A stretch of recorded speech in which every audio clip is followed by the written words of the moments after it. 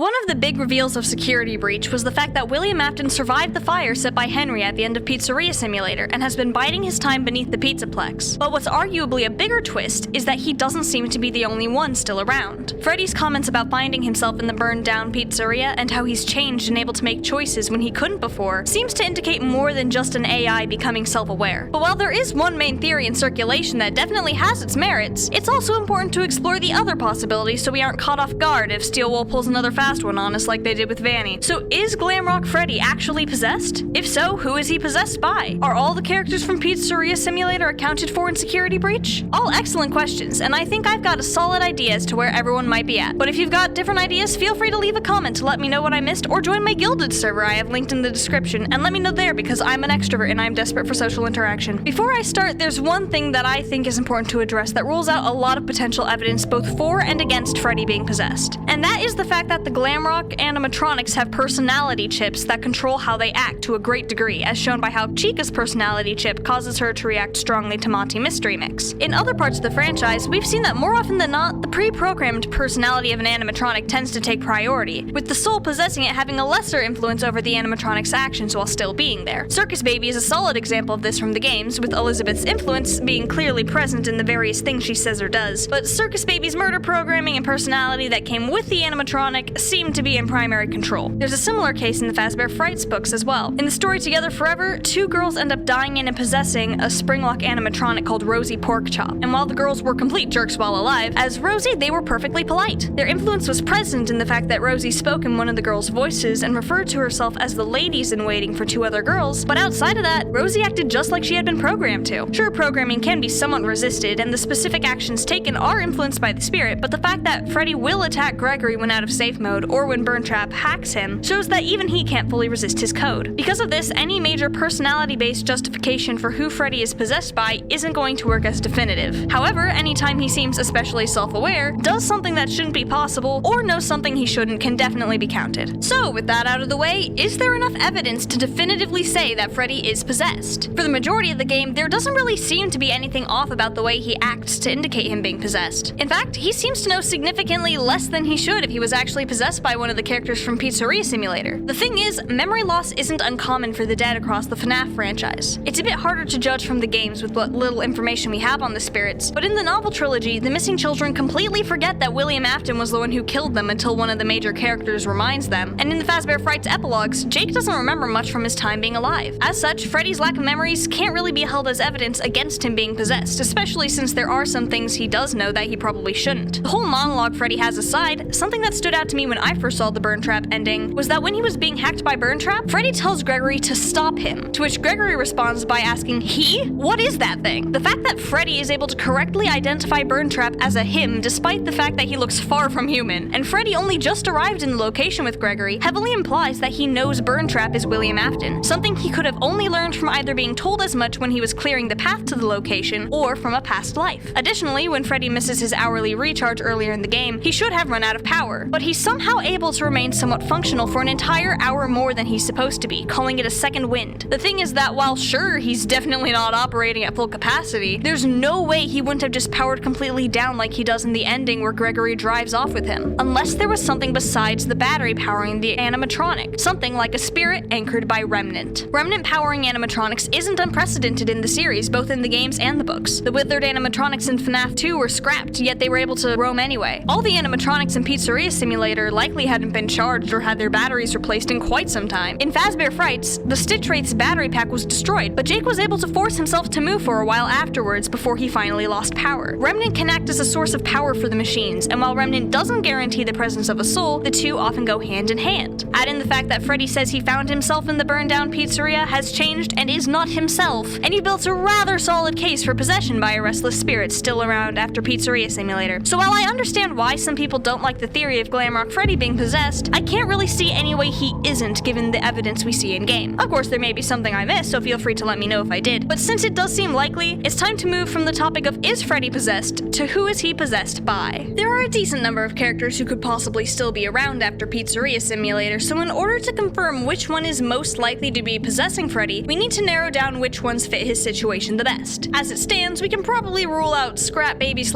Elizabeth, since her desire to please her father amongst other things seems to fit better better if associated with another character, which I go into much more detail about in my video on Vanessa, which I'll have linked in the description. And Molten Freddy seems unlikely since he's just the majority of the sister location animatronics smashed together, is possibly incorporated into the blob somehow, and would just be lame story-wise when there are better characters readily available. This leaves 3 possible candidates, and while some of them are definitely more likely than others, each of them would fit with what Freddy's main goal seems to be and what makes him different from the rest of the Glamrock animatronics. A theme throughout Freddy's dialogue is that what distinguishes him from the other animatronics is a desire to help and protect Gregory. While Freddy's personality may come from his programming, his protectiveness of Gregory seems to be from a different source. When he and Gregory are heading into the Burntrap fight, he talks about how, now that he's able to decide for himself, he can protect Gregory. After Vanny's first appearance, Gregory is frustrated about being attacked by everything, and Freddy says he wants to help Gregory and that maybe the others do as well, to which Gregory responds with doubt and says, "For some reason, you're different." Not to mention that the motivation for his second wind I discussed earlier was to help rescue Gregory. I get the feeling this protectiveness is part of the spirit shining through. Otherwise, Freddy would have no reason to resist Burntrap's hacking during the boss fight, push through his low battery from a lack of recharging, or just in general be so motivated to help a kid he's known for less than 6 hours rather than just hand him off to Vanessa. This motivation to protect works well given the 3 remaining characters from FNAF 6 all would likely feel the need to protect a child being hunted down. Michael's regret over causing his brother's death could explain why Freddy is so motivated to do right by another child who's now depending on him. Alternatively, Henry's main goal is to put a stop to the tragedies and reunite with his daughter in the afterlife. But if that second goal didn't work out and Henry is possessing Freddy, protecting Gregory the way he couldn't protect Charlie would definitely be a way to work toward the first. The final character on this list is Charlie herself, and while that may seem like a stretch, I don't think she should be discounted as a possible candidate. Spirits don't have to match the gender of the animatronic they possess, as shown by Charlie herself being female and the puppet and Lefty being referred to as he in the Ultimate Custom Night. Plus, unlike the majority of the animatronics in the blob, the eyes on the puppet mask are unlit and the tear tracks are gone, implying that unless Charlie's spirit has passed on, she's likely somewhere in the Pizzaplex, just like Elizabeth seems to be with her own unlit mask and connections to Vanessa. Additionally, as the protector and guardian of the original children's spirits, if she is the one possessing Freddy, the fact that he's motivated by a desire to help and protect Gregory would work with Charlie's caring and generous nature. Though while it's possible she moved on, with William Afton still around, I don't think Charlie would be content to do so. In the epilogues of the Fazbear Frights books, Charlie's spirit is still around after the fire just like William's, though she's still in the puppet, with her main role in the story being to pull apart the animatronic parts William was using as a body and destroy him. However, outside of that, there isn't much to connect the two, at least that I can see. While Freddy's ignorance could be attributed to being possessed by the spirit of an actual child, once again, personality-based justification is flimsy at best, and Charlie isn't exactly ignorant at this point given her experiences. So while she shouldn't be completely ruled out, I don't think she's the most likely one to be possessing Freddy. Real shocker, I know. But again, I am trying to keep an open mind, and technically it is possible, even if it doesn't seem like something Scott or Steel Wool would actually do with the story. So what about Henry? For him, I think if Charlie passed on, he likely did as well, since being with his daughter again is a major motivator for him based on his behavior in the books and the games. However, if she didn't move on, I think it's likely that he didn't as well. There isn't any confirmation that he was exposed to Remnant previous to the events of Pizzeria Simulator, but given the amount of Remnant in the area, and the fact that Remnant is often created by agony according to the books, and the fact that death by fire would probably cause enough pain to create some, it's definitely possible that Henry was able to stick around as well. But if he is a spirit, is he possessing Freddy specifically? There are actually a few ways that Freddy as a character parallels Henry. For example, Freddy taking on a fatherly role to Gregory and protecting him when Henry wasn't able to do the same for his daughter would be a solid character arc. Additionally, the fact that Freddy misses Glamrock Bonnie after he disappears, only for Bonnie's parts to be presumably used to repair Burntrap's body, could parallel Henry missing the friend he had in William, only to find out just how much of a monster William had become. So could Henry be Freddy? It's definitely possible, more so than Charlie is especially. However, it's also possible that he and Charlie passed on together, and even if they didn't, the fact that there is one final character in the running means there isn't a guarantee that he's the one there, especially since everything that makes Henry plausible as Freddy could be just as easily reworked and added to for Freddy to be possessed by Michael instead. Michael Afton would definitely have the remnant needed to remain after the fire, since the remnant he got from being scooped is the only reason he's up and moving beforehand in the first place. Freddy's protective streak and the ability to push past the limits of his body could be motivated by a latent guilt over failing another young boy that would push him to do right by this one now that he has the chance. Even missing Glamrock Bonnie could parallel Michael missing the man his father once was before he found out what William was really like. But that isn't the only evidence to hint that Michael is the one possessing Freddy. Whenever Gregory's in the security offices, Freddy always seems very aware of how the offices work as he's giving Gregory instructions on what to do in them, something that seems a little weird for him to be aware of unless all the Glamrock animatronics were programmed with the knowledge of how the building's security systems work, or he had experience with Fazbear Entertainment security offices in the past, experience which Michael would have plenty of. Additionally, the security badges needed to access parts of the building are found in Freddy heads wearing security hats, possibly pointing to a certain former security guard being connected to Freddy. Something else that stands out to me is if you take Freddy into a room full of endoskeletons, he has a bit of an existential crisis about what and who he is, at the end of which he asks, "If I am mass-produced, am I still art?"